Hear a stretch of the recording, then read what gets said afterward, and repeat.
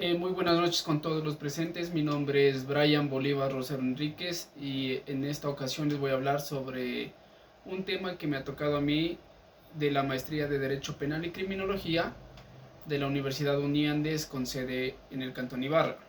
Bueno, el tema mío es la evolución de la pena en Latinoamérica.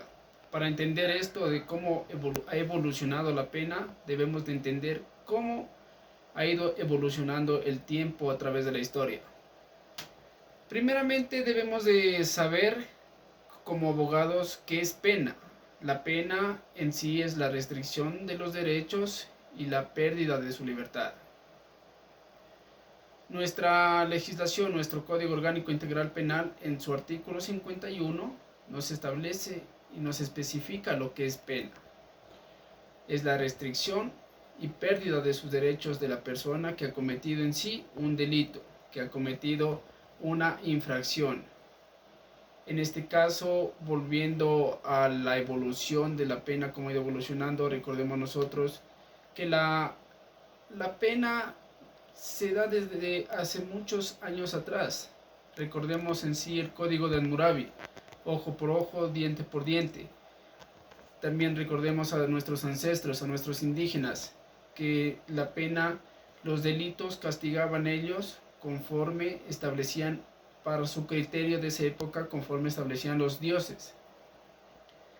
Eh, bueno, en los delitos en sí siempre han habido. Los delitos desde la llegada de los españoles a Latinoamérica en 1492 con Cristóbal Colón, hubo muchos delitos de españoles a nuestras indígenas que nunca fueron reclamados ni nunca fueron socializados en sí. Los españoles trajeron sus leyes, trajeron sus códigos, implantaron una legislación en Latinoamérica, en los países como Ecuador, Perú, Venezuela y Bolivia. En sí, el 1822 a 1830, la legislación española normalizaba en América Latina. Nuestra vida republicana, recordemos que empieza en 1830 con el gobierno de Juan José Flores.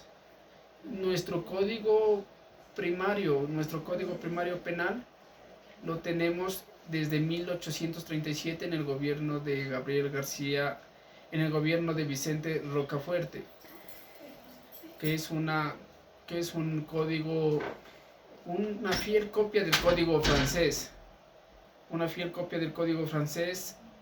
establecido. Nunca en nuestro país hemos tenido un código propio, un código unitario. Siempre ha sido una copia de los códigos. Desde 1837 hasta 1930, el Código Rocco de Italia es una copia. En 1930 hasta 1970, nuestro Código Penal. En total han habido cinco códigos penales en total de toda la historia de nuestro país, Ecuador. La última reforma, como todos sabemos, fue en agosto del año 2014, que todo se unió en un solo código.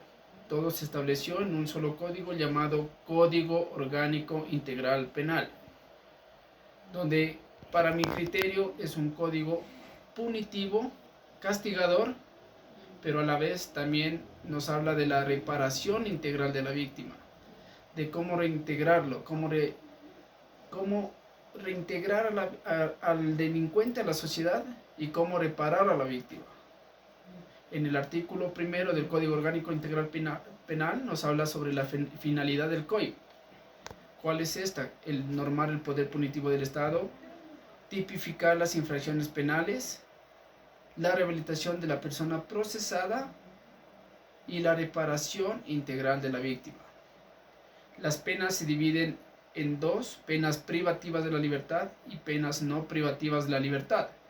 Las penas privativas de la libertad de nuestra legislación, en nuestro Código Penal ecuatoriano, son hasta un máximo de 40 años, y las penas no privativas de la libertad son aquellas que el ciudadano en sí no paga prisión, no paga cárcel, como por ejemplo el servicio comunitario, asistir a un psicólogo o un médico, la pérdida de sus derechos, la pérdida de la patria potestad. Esas son las penas no privativas de la libertad. Penas privativas, lo contrario, el ciudadano que comete un delito paga con prisión, paga en un centro de rehabilitación social, como llamamos aquí en el Ecuador. Haciendo referencia a mi tema y haciendo semejanzas a los demás países, voy a coger dos países, Ecuador y Colombia. Recordemos que en Colombia y Perú existe la cadena perpetua, como en el Ecuador no lo existe. En Colombia, en este año 2020 se implantó la cadena perpetua para violadores. En Perú ya está impuesta la pena perpetua. Otra referencia es en los delitos, que los códigos latinoamericanos y especialmente en estos tres países son muy similares, lo que a veces cambian en sí su forma o su forma de ver. Por ejemplo, un caso, aquí llamamos el artículo 171 es violación, en Colombia es acceso carnal violento. Cambian los nombres, pero el estado, la consecuencia es la misma. Eso acá normalizando de la pena, cómo va evolucionando y seguirá evolucionando a través de los años y a través de los delitos. A través del cometimiento de delito, la pena seguirá evolucionando. Como decía Ulpiano, un tratadista italiano, filósofo, dar a cada quien lo que corresponde. Esta frase milenaria que a todo abogado debe de tenerla en su día a día. Dar a cada quien lo que corresponde. Si yo cometo un delito, seré castigado con una pena privativa de la libertad o no privativa de la libertad. Nuestro código nos establece delitos e infracciones y el procedimiento a seguir, y todo esto respetando el debido proceso.